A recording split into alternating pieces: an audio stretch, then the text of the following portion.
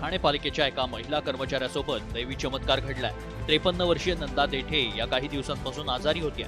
त्यांच्यावर ठाण्यातील एका खासगी रुग्णालयात उपचार सुरू होते। मात्र नंदा देठे उपचाराला कोणताही प्रतिसाद देत नसल्यानं त्यांना घरी पाठवण्यात आलं। पण घरी नेताच नंदा यांनी पुन्हा प्रतिसाद देण्यास सुरुवात केली। अखेर त्यांना वागळे इस्टेट या ठिकाणी उपचारासाठी दाखल करण्यात आलं। 28 तारखेपासून ते 7 तारखेपर्यंत तिला प्रायव्हेट खाजगी रुग्णालयामध्ये ॲडमिट केलं होतं। तर तिची क्रिटिकल कंडिशन होती, तिला व्हेंटिलेटरवर ठेवलेलं। तर ती जाण्यातच जमा होती। तिला घरी आणल्याच्या नंतर 5 तास ठेवून पण तिचा काय म्हणजे चांगला रिस्पॉन्स यायला लागला। पेशंट आता आपल्याकडे आली होती त्या कोमॅटोज होती, आता अलर्ट आहे, व्हीलचेअरवर बसून फॉलोइंग स्मॉल वर्बल कमांड्स अशी इम्प्रूव्हमेंट आहे पेशंटची।